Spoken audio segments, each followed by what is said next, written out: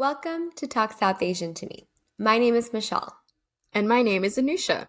Tune in every Thursday at 5 p.m. Central and hear us react to each other's stories about mental health and growing up in different South Asian households.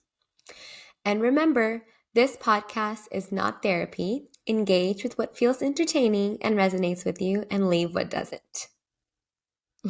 All right, let's get into J, which is officially our 10th podcast. Woohoo! Number 10. Yay. That's crazy. That feels like a little milestone for us to celebrate later. I know. Whoop, whoop, whoop, whoop. So, today's topic for J is justifying self-care and self-compassion.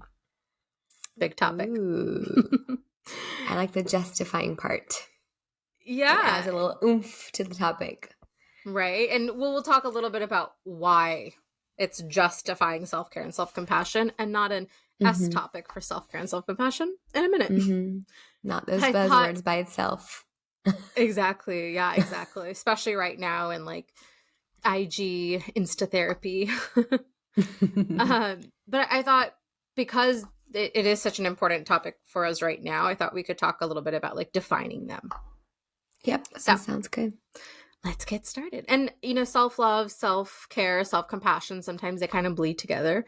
So I think it's really important to understand what is the difference when we're talking about these things. So, yes, I agree. Let's start with self-compassion. Self-compassion is the practice of showing yourself the same compassion that you would show someone you care about in any moment of difficulty. Ooh, okay.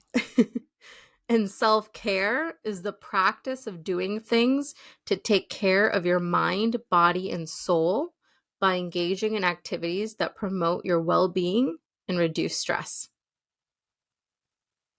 Oh, okay. So it's so different, those definitions. Yeah. And it's kind of like what you would assume, right? I mean, you show compassion to somebody, you show compassion to yourself in the same instances. Self-care, it's about action-oriented things to take care of your holistic well-being, which is, your mind, body, and soul. It makes sense, but sometimes they kind of bleed together. They do. I mean, before you gave me those definitions, I viewed them very similarly, but I like that you defined both of them. You kind of distinguish both of them because I think that's important. Exactly. Like even I was having a hard time trying to like really nail down exactly what was different.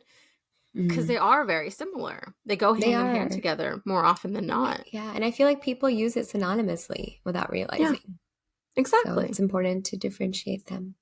I like how the way you explained it. Like one is more like action-oriented and one is kind of more like how you treat oneself versus like self-care can almost be part of self-compassion. Exactly. Which is why it's so easy to, like interchange with them for the other because they kind of bleed together anyway. Yeah. So to kind of explain why our topic is actually justifying self-care and self-compassion, because, typically speaking in a collectivist culture like South Asian culture, the focus is on serving other people, and this is where we tend to like see people-pleasing behaviors encouraged. This is where, you put other people's needs over your own, put the family's needs over your own.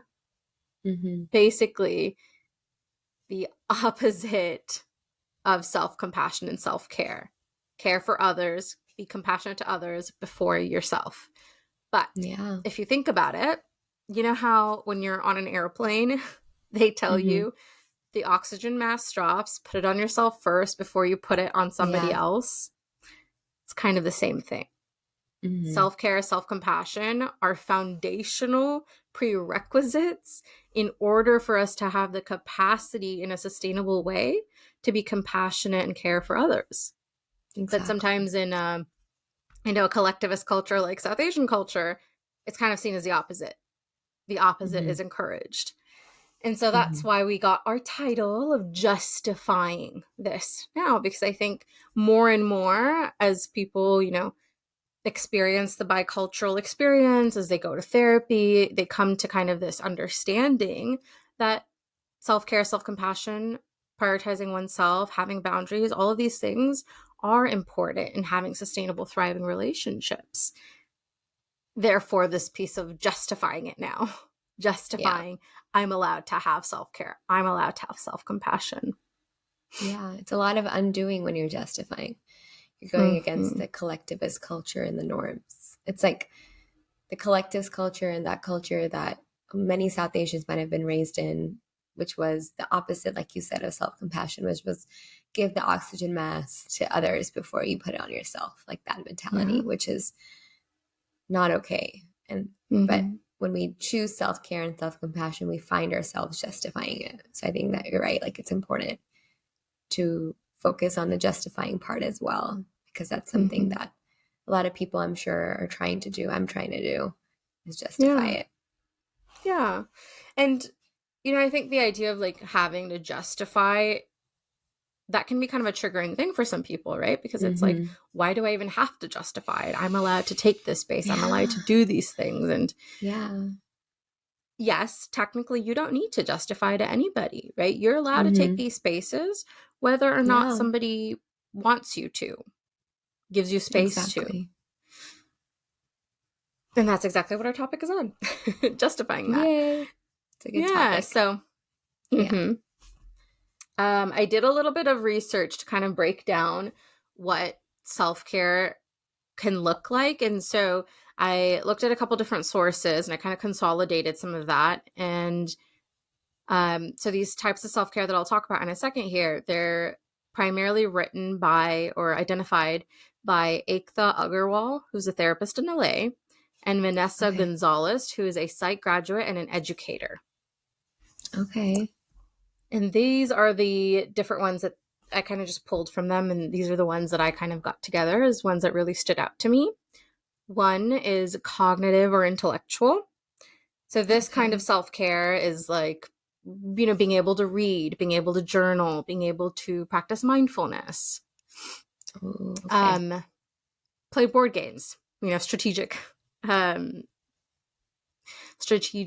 muscle is kind of being like brain exercised, right? Exactly. Brain activities, even painting, even going to the museum, all of these things can be more of a cognitive, intellectual kind of self-care. And then there's financial self-care. So this is basically just being aware of your finances, spending less than, you know, than you make, being able to save, being able to track, just basically having financial health, essentially. Okay. But also, I think a thing that I see often in my line of work is that sometimes people have a difficult relationship with money, and then it can go the other way. They're too cautious. They're too restrictive because they're coming from a place of fear and not like reality. Like they have the money to spend comfortably, but they're afraid. Scarcity mindset. So even self-care from that form of being able to balance getting to splurge and spend in a healthy way and also save. Physical health kind of self-care. So this one's a little bit self-explanatory, right? Like drink enough water, sleep, get some regular exercise in, have proper hygiene, even grounding exercises, you know, because that takes place in your body, in your physical body. So like just kind of like regulating through your breathing or regulating through any grounding technique like 5, 4, 3, 2, 1. Things like that. Let's see, a couple others that I'll list. Emotional self-care. Crying can be a form of self-care. As they point out, it is very true. Practicing gratitude, practicing some positive affirmations, and I will even add maybe neutral affirmations can be a form of self-care. If positive affirmations are too much of a reach, they don't feel authentic. I love affirmations. They're so powerful. Yeah, exactly. Especially if you really like embody them.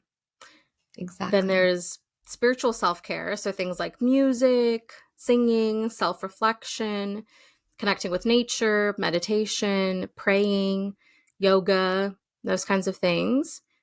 And the last one I'll talk about is social self-care. So that's, you know, as you would expect, just connecting with our people, friends, family, just quality time with our connections. Okay. Yeah. I didn't even know that there were like types of self-care before you just shared with me. That's interesting. Like, yeah, I never quite put a finger on it and being like, oh, this is like, I never lumped them together like topics. Yeah. I've just kind of always seen self-care as anything that you do that's good for your overall well-being, mind, body, soul, but I never really put it into these categories either. Yeah, and it makes sense, right? That there's categories. And it almost makes you wonder, like, okay, are you putting all your eggs in one basket? Like, are you doing self-care one form? And you're telling yourself, like, oh, I'm doing self-care. Why am I not feeling better? Why am I not like feeling more fulfilled than I want it, like, than I feel? And it makes you question, like, this helps, like, okay, maybe it's not this right type of self-care that I'm doing. Maybe I need to do another type.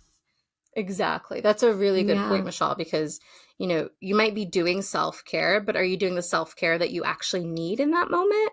Because you can't be doing all of these self-care things at the same time. You just can't. Sometimes it's not feasible realistically. It's so crazy to me. Like we said, these buzzwords, self-care, it's all over social media, like everywhere, right? We see this word, people are talking about it, whether that's bubble bath or whether it's this, like, right? Like all these different ways of self-care.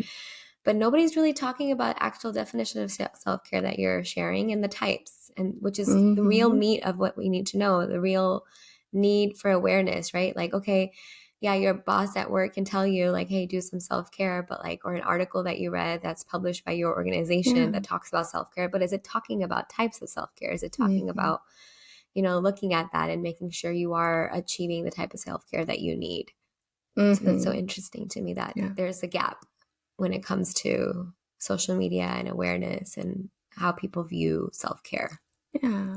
Well, sure. I mean, it's one thing to have a little bit of a window into something, but if you're not really in that background, it's just a window, right? There's typically more of a depth there. It's like you're window shopping for self-care. You're not really getting it. Yeah, that's a good point.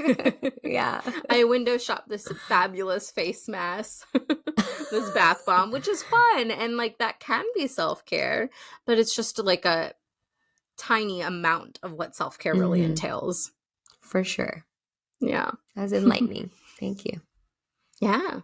Yeah, especially because I feel like I hear things like self-care is about treating yourself to that thing that you want, the bath bomb, or all the way on the other end, sometimes it's just personal hygiene. And like, yes, that's true, but there's so much in between. And that's not often talked about. Yeah, it's different like levels, like you said. It's different views, it's different approaches. Exactly. Well, that's all I have for the research side of it, or, educational piece of it. Yeah, that was very informational. Thank you. Yeah. So to dive into more of a specifically South Asian or bicultural experience of what this looks like, having to justify your self-care and self-compassion, I'll share a little bit about like the things that I heard growing up, right? So growing up, I think you can remember, I used to read a lot. Yes. And I was not a very active person. I did not like to run. I did not like to exercise. I mean, it wasn't really a thing, like exercise. Yeah. So what I did most of my free time was I kind of just read. If I wasn't hanging out with friends, if I wasn't studying, I read. Yeah. But what I heard often growing up when I was trying to do this self-care, self-compassion time for me, which was reading, was don't be lazy. Like, why are you sitting around? Be active, get on your feet, help do this, help do that. Which, even if I helped, I wasn't doing it right. So that's a whole other thing. Yeah. And I heard a lot of like, don't read so much, or you read too much, or even when you're talking about things like other people and like, we talked about like people pleasing stuff, like helping others or being like a good guest or a good host, even for others in the South Asian community. You heard a lot of like, no, like don't say no, like just do it, or that's not nice, or that's not good, or that's not polite. If you're like refusing something, you weren't allowed to refuse things. You had to like accept them. Unless it was gifts. Yeah. Definitely had to refuse those. So the idea of like having boundaries, being able to say no, putting myself first, letting myself just laze around and like sit around and read if I wanted for hours. Yeah. Those things were kind of seen as like, you have to do it in secret. Those things aren't okay. Those things, there's no space for it in the community. And that was difficult because that was my like escape time from, you know, like studying. There's only so much you can study. You were told to keep it a secret. That's not okay. Well, it's not that I wasn't actually talking about the reading part. The reading part, like, parents knew and like they were okay with it. But like, for example, I'm kind of a only child in my group of frequently met parties, of South Asian parties and all that. Yeah. So what I would do was I'd bring a book. What am I going to do? Talk to parents all night long? Yeah. So I brought a book. That's when it was more like, stop reading and like, and like interact. Okay. It's like, how much interacting can you do with adults? And then like, so, like little tiny babies. Social events. Yeah. But it's like, that's not okay. Like they're not willing to like let you do what you want and accept you. Yeah. You know, in that moment. Plus these happened like every weekend. There were no kids my age. What am I doing here? Yeah. No, for sure. So that's kind of what I meant. It wasn't like I wasn't allowed to read. It was more just like be more social and like it's like, okay, I've done my socializing. I've said hi to everybody. Yeah. Now I'm gonna go read in a corner. Yeah. When you said the word lazy, it was so triggering to me. Because I feel like that's like a word that is used a lot. Like, oh, you're being lazy. God, yes. You're not doing this. And I'm like, this is what you think. I'm not being lazy. I'm just choosing to do this over this because that's what I want. Right. You know? Yeah. No, but seriously though, that's like the number one word I would say is the most triggering thing for South Asians across the platform. Yeah. The idea of you're being lazy, go do something. This is like fundamental to this topic today of like justifying our self-care and self-compassion. It's because if we just do it, it's seen as lazy. So it's almost like we have to justify it now. Exactly. But I would reiterate, we don't necessarily need to justify. We can explain, but we don't need to. We don't need to. Period. Exactly. So that's kind of how I grew up. And so basically, like, even though I kind of ignored it with the reading and I still did it, I always internalized that it was bad. And I did feel bad for doing it, even though I didn't stop, thankfully. But I did kind of internalize some of the interactive pieces of that, like don't say no, like put other people's needs before your own, because not only was it told to me, but I saw that, you know, I saw the women in my family do more than their share and go out of their way to be really good, better hosts and like the best host and like be really accommodating, even if it was something they were giving up. And like that never really sat well with me, but it was something that I saw as aspirational. And I did that for a really long time until I started realizing I had a lot of resentment because some people will just walk all over you if you do that. Yeah, some people won't, but some people will. They'll test your limits with it. They'll view it as a weakness. Or just something that they can exploit. Yeah. Because why not? Sure. Yeah. So I learned how to reshift and like reframe the idea and learn that actually I do need to put the oxygen mask on before I put it on other people. Yeah. Yeah. And so now what that looks like is definitely boundaries, which we didn't talk about as a form of self-care, self-compassion, but they absolutely are. They are. Having, exactly. Because boundaries help protect your peace. You know, they help you say no to things you just don't have the energy, the capacity for, so that you're not feeling resentful. So that those relationships can continue to be sustainable. I've said no to, for some occasions, especially the occasions where I have to go really out of my way. I've said, no, I can't make it. I would really love to be there, but I'm sorry, I just can't. I've said no to some, parties where a lot of drinking was involved, and I just really wasn't, like, I knew that I was not in that place to do that. I said no. When you're in a South Asian party, for example, and like everyone's like piling on food onto your plate and you're like, that's too much. Just kind of being able to politely say, that looks really good, but I think I'll come back for a second round. I'm okay. Thank you. Just kind of setting boundaries even in that aspect. All really important ways to kind of promote your own self-care, self-compassion for yourself so you don't feel shitty about it later on. At least it was for me. And then the big one with the lazy is giving myself permission and learning that it is absolutely 100% okay to take breaks, to be a couch potato if you want, to rest, and that I don't need to earn my rest. I can just take it if I want or if I need it. Just whenever. You deserve that. We all do. Exactly. Yeah. And that took a little bit longer to learn, but it was easier once I did learn it. Because let's be real, I was always a couch potato, and I'm okay with that. It's okay. It's not a bad thing. Yeah, I'm totally fine with it. Yeah. Society and then other ways I'm telling you it's a bad thing. Exactly. I said, but it's not a bad thing. Yeah.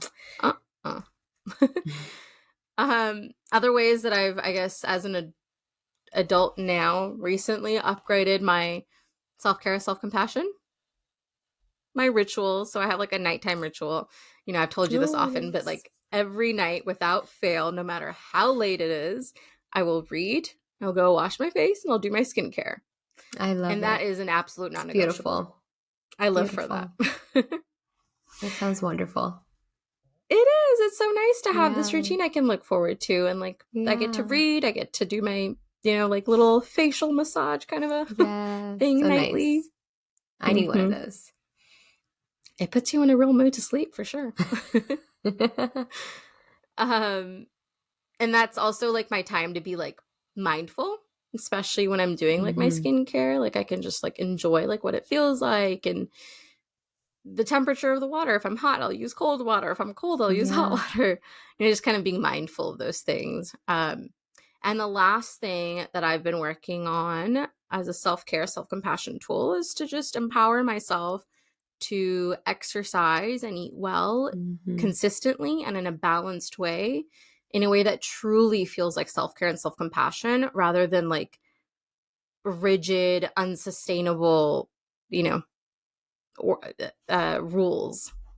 Yeah, that makes sense. Yeah. So those are the ways that, I've recently learned how to better advocate and like embody my self-care and self-compassion. And I'm sure as these become more and more comfortable and more consistent, like the nighttime routine one, I'm sure I'll add a couple other. Yeah, that's so good that you're recognizing what types of self-care you have and what you're doing for yourself. Yeah, that's very important. You should be proud of yourself. Oh, I'm definitely proud of little Anusha and me. Yeah, I'm proud of her and you too. It's so important to think like that and to like make sure that you're doing things for yourself because time flies. The last thing I want to do is look back and be like, wow, what did I do for myself during this time? Yeah, right. Absolutely. Yeah. Or even like, what did you do that's made you kind of a little angry or bitter or resentful? Yeah. Speaking of, what is your story, Michelle? Okay. So, before I go into it, I'm really glad that you shared those definitions because I think it really adds. Okay. It'll add a little bit more to my story and my experience that I'm going to share. And I think that was really helpful, especially the types of self-care and the definitions. So thank you for opening my eyes even more to this topic. It was very helpful. So when we first decided this topic and I was looking at it and I was like, oh, this topic is so intriguing, right? Because like you mentioned earlier, that self-care and self-compassion is such a taboo in our culture, and I agree with you too. It goes back to the people-pleasing ideology that put others before you no matter what, even if that means sacrificing your own well-being. And while I was thinking that, I was like, why is that?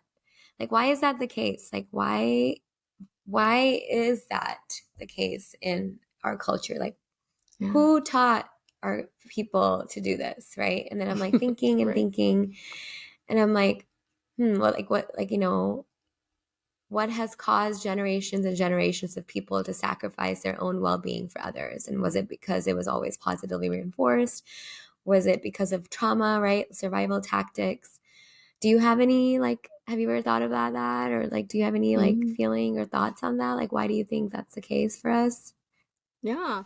Well, I think it's because we are such a collectivist culture, I think it's beyond just positive reinforcement. I think it's almost rooted in the way that we have existed, in the sense of these are the things, the values that have been passed down from generation to generation around,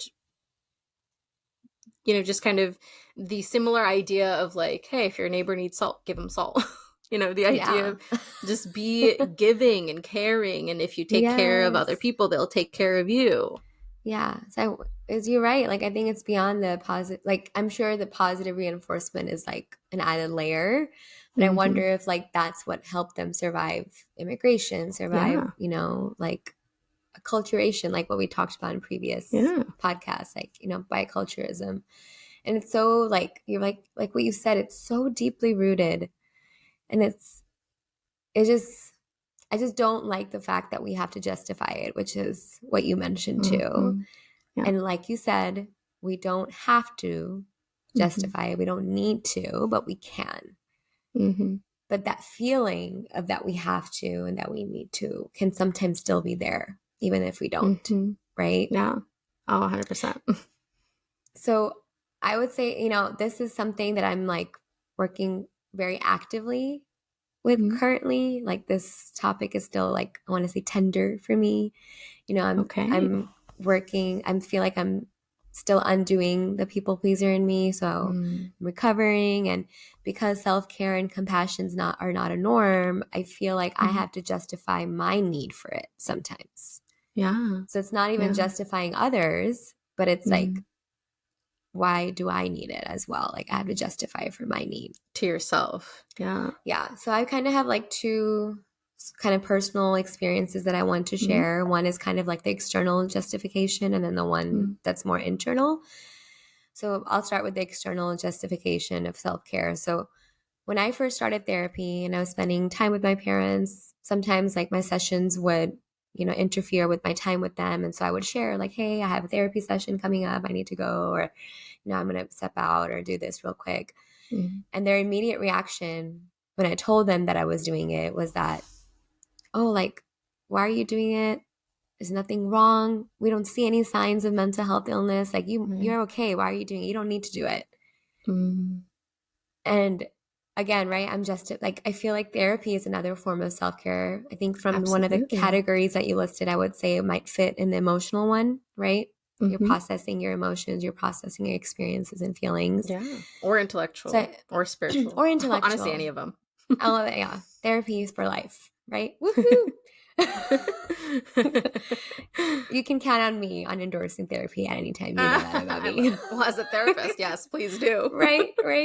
No, it's really funny. I have this email that I have set up. I think I've told you this, with all the questions I ask when I'm finding a therapist, and I've forwarded that email at least 20 times. Yeah. So. I love that you have that. Yeah. I've actually started recommending that to clients who call me because of it gives you more confidence, because not everybody knows that you have the independence and to have a free phone call and ask questions and interview your therapist before you choose. Exactly.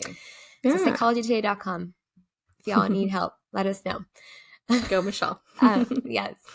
So in that moment, when my parents had that immediate reaction, I had to take a step back. And I was I wanted to use this opportunity to educate them and say that therapy isn't just reactive. It's also proactive. And mental health is not always external. It can be invisible and internal too. And they eventually feel still sometimes they question it, and I have to re-educate, but they eventually respect now. That's my choice for myself, and this is what I need. And they do support me in my decision to do therapy. Yeah. But again, right, what we've talked about in previous episodes too, this idea of mental health and needing mental health services and justifying it is a whole nother ballgame, right? So I just think it's important to acknowledge that. So moving on to like internal, I love that you brought up boundaries because it's exactly what I wrote in my content. Isn't that so funny? Like I talked about boundaries. That. My next one is boundaries. And so, you know, boundary, like you said, is a form of, like it literally, I have prepared like boundary is a form of self-care to me. So I agree with you. Yay, same brainwaves. Yes, high five. So boundaries, self-care. I feel like that would be also in a lot of categories, right? What do you think? Like intellectual, emotional. Boundaries can be any of them. Yeah. Yeah. I guess it depends on the type of boundary you make that might put it in that category. So I would say I'm also like not in the very beginning stage, but in the beginning stages of starting to set boundaries and, you know, not feel too guilty about setting them. Yeah. But that guilt comes with the need for justification, right? And I think that guilt also comes from like my recovering people pleaser self. I'm constantly thinking like once I set a boundary, I'm constantly thinking about the other person's reaction. Will they be upset? Will they treat me differently? Will they abandon me? Right? All those thoughts come in flooding. And in a way, I have to sometimes not only justify my self-care to others, right? Like I'm setting those boundaries. This is my self-care. This is why I need this boundary. But also, why is this boundary too important to me? And I'm justifying it for myself. So one example, this is not directly South Asian related, but it's like, you know, this fear of setting, like, you know, self-care, and not fear, but I guess reluctance on doing self-care and feeling guilty when it comes to self-care comes from, you know, these ideals we've talked about in the culture, in the collectivist culture. But I'm going to talk about how it plays out like in a different setting. So in my workplace, I work in a clinic. It runs through lunch. Patients are seen throughout the day with no break. And it's really hard sometimes to find time for yourself and be like, okay, I'm going to eat lunch at this time. Like there's no 2 days where I've eaten lunch at the same time. Like it's always like varies. It's like whenever I find time. And I'm not alone. I work with a very wonderful and amazing team where everybody's so helpful. I love my team members. But one day I was getting ready to eat lunch, and then I got a call to support a patient during a procedure. And the way clinic works is like procedures happen there and then, like there's no waiting, like they're going to happen as soon as they call. So my previous reactions would have been to like stop what I'm doing, drop what I'm doing, delay my lunch, and go to the patient without asking for help from my team members. That particular day, I decided to choose that I need to eat lunch. I was also very hungry, on the verge of getting hangry maybe. And I asked help from my team member. And she like jumped in right away. She was very supportive. She was like, yes, please eat lunch. I'll help you. But like immediately, like my gut feeling was like, oh, what if she thinks I'm not a good team member? Or like, oh, I'm not good enough. Am I being helpful? Am I doing the same thing her? I'm doubting myself. And so I struggled with asking for help. And now sometimes I'm okay with it. But the justification still plays a role. Like I'm starting to be okay with it, but I'm still sometimes having to justify it. Like, okay, like you said, I'm going to give myself permission to take this space, to take what I need and do what is what my body, mind, and soul needs in that moment. Yeah, exactly. So take a second. I'm going to give you claps. Yay, go Michelle. Thank you. It's not always perfect. That's amazing. Sometimes I'll delay lunch and I won't eat till like 2. Well, you know, that's the thing though, right? Like we can't be perfect, but progress over perfection. Progress over perfection. Yeah. Exactly. And I know you. I know how hard that must have been for you to actually be like, I can't do it. I got to put myself first. Got to put my oxygen mask on. Can you help? I know that must have been so hard. It was so hard. Proud of you.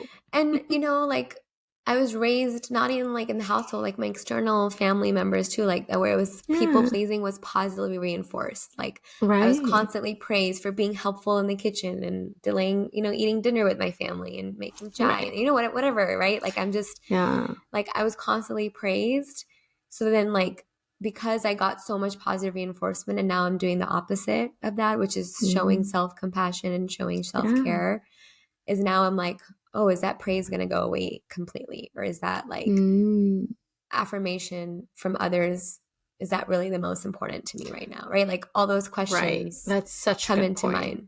But it's so hard, like you said, like it's so hard. Like that's why boundary setting isn't hard, or is hard, and it's not easy.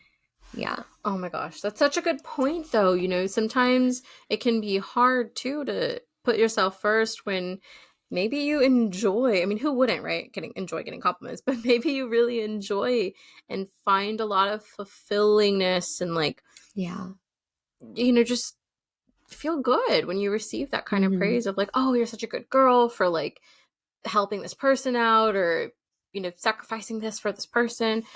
Kind of feels good. Kind of feels like you're being a good person, right? But even if the praise goes away, doesn't take away from you being a good person. That's true. It just means that you're trying to take care of yourself. And why is that a bad thing that you want to take care of yourself? Like, if this was, you know, if you were talking to me and you were saying, hey, I want to put this person first, but I'm just so tired, blah, blah, blah, I wouldn't even hesitate. I'd be like, Michelle, no, take care of you first. Yeah. But it's so much, I know it's so much different when it's like us talking to ourselves, but it doesn't need to be. It really doesn't.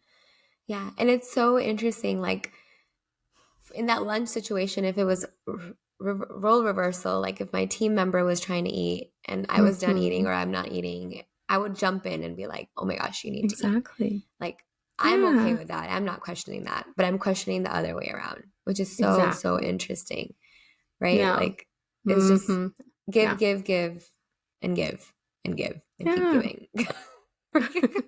And then keep giving until there's nothing to give. Yes, exactly. And I mean, these are all cliche, like, analogies, like the oxygen mask and a half cup, like, fill your cup, you know, like all those things. But they're so true, right? Like, if you want to serve others and you want to, you know, if the tea analogy, right? Like if you want to give other people some of your tea and serve others and give others your time, well, you need to make sure your cup of tea is full first, right? Because then you won't be able to pour anything. There's nothing to give. Exactly. Yeah, exactly. Yeah. That's such a wonderful way to visualize it too. I've seen on TikTok someone actually showcasing this on video format where they had like this full cup of water. And it was like a full bottle of water. And then they had a bunch of tiny little mugs, and the mugs were different things: friends, family, school, work, just like different buckets. And so they took the water and they said, okay, I'm going to pour some in a family bucket, the friends, the school, you just kind of pouring it in all the little mugs. But then by the end of it, you have nothing. So what are you going to give? Right. There's nothing left. At the same time, if you fill your cup up all the way, then you have all that to give. If you are already at a 50%, you're going to run out. You're not even going to get to all your buckets, let alone yourself. Right? Exactly. Yeah. And that's another way to look at it too. Yeah. And it's cliche, but it's also cliche for a reason. It's true. It is. It is true. It is true. Yeah. And, you know, ever since, you know, I've done therapy now, like since it's been like about a year and a half almost. And I feel like I've become more aware of the importance of self-care and self-compassion, and the importance of not always over-explaining or justifying my need for it. I feel like that's a big one that coincides with the justification, is like when you're justifying, you might be also over-explaining why you need what you need. And that can also be like another, you know, trauma response maybe, right? Like, because I'm not being a people pleaser right now, I need to make sure I explain myself, because I don't want this to bite me, or I don't want this person to treat me differently or abandon me, or whatever those fears are. So still working on those things, but progress over perfection, like you said. Progress over perfection. You know, placing boundaries and having those difficult conversations is a good start. Absolutely. Yeah. Exactly. And I really like that you know, talk about your vulnerability with like still struggling with it, because it's so true. Like I sometimes forget to stop and recognize how far even like I've come in my journey of like, there are certain things now where I will unapologetically take my boundaries without even a second thought. But it took a lot of time, effort, and courage to get there. And I forget that. being on the other side of this piece now of, it was a struggle. I did feel, we talked a lot about how like I had an overactive anger part because of all the, not being able to have space for anger. And so that kind of played into it, the trigger response, like you said, the trauma response of having to be questioned of like, why are you being lazy? I'm not being lazy. I'm taking, just like immediately anger steps out and you have to like justify yourself, but that doesn't feel good. And and also, I mean, at the end of the day, you can't change a person's opinion. If that's how they have thought for so long, they may or may not see your way, but they don't need to see your way. You can enforce your boundaries and do what you need to do, whether or not somebody understands it, whether or not somebody gets it. And I eventually learned to do that because I got tired of trying to explain why I needed to just lounge or why I wanted to read or why I wanted to, say no to certain things. Because if they don't want to understand, they're not going to understand. You can try and explain their reactions or how they think. And you don't have to. Yeah, you don't have to. You can still do it if it feels good to you. Yep. Their thoughts, and their reactions, their feelings are not your responsibility. Exactly. They're really not. And you can't change them. They're not your responsibility for them to understand or for them to accept what you believe and what you want. And there are some things like even now I'll struggle with. I have a hard time saying no to mom, especially now that she's, a bunch of miles away. I have a hard time saying no to her, but she also knows I'm not going to get, walked all over with the idea of being a good girl anymore. She used to pull that on me all the time. She'd be like, don't be sad, be a good girl and smile so I'm not sad. And I'm like, okay. Like wear this dress that would make me so happy. I'm tired of seeing you in teddy bear shirts. That's what she called my oversized t-shirts all the time. Teddy bear shirts. I love that. But now if she were to say that, I'd be like, we're not really doing anything. No thanks, mom. And she might pout around, but I'd be like, I love you. Too bad. So sorry. Unless we're going out. And then I'd be like, okay, mom, tell me what you want me to wear. So it's not always easy. You do have guilt sometimes, especially in the beginning, as with anything that you're growing into that relates remotely to people pleasing. You're going to have guilt. But like we talk about a lot, just because you feel the emotion doesn't mean you have anything to feel guilty for. Yes. It's just being patient with ourselves, providing self-compassion to ourselves like we would to, like a coworker or a friend, and recognize it's okay that they have the self-care for themselves. Yeah. Or they have care for themselves like we need self-care for us. It's okay to treat others or treat yourself the way you treat others. Absolutely. You don't have to treat yourself any less. Exactly. You should treat even better, maybe. Actually, that's how I started signing off some of my therapy sessions lately, especially for some of my clients who struggle with that. I literally sign off each session just reminding them that their homework is to treat themselves or talk to themselves like they would to their best friend. Oh, I like that. Yeah, and it's always a good reminder because we are a little harder on ourselves until we learn to embody more self-compassion. Absolutely. Well, that wraps up my experience and story. Yeah. This is a good topic. Well, that wraps up our 10th podcast then, too. Yes. This is a good topic. I liked it. Did you like it? Me too. I love this topic. I mean, I can talk about self-care and self-compassion all day long. Yes. Well, we're ready to wrap up this episode? Yeah. You got any last words? Well, I just wanted to let our listeners and viewers know that if this topic resonated with you all, or if you wanted to share types of self-care or any self-compassion that you have experienced, we would love to hear from all of you. And you can reach us at our email, which is talksouthasiantome@gmail.com, or any of one of our socials, Instagram, Twitter, TikTok, Facebook. And you can reach us at our handle, which is at Talk South Asian to Me. We would love to hear from you. All right. I think that's it. This was fun. See y'all next time. 11th podcast. Let's go. Yes. All right. Bye. Bye.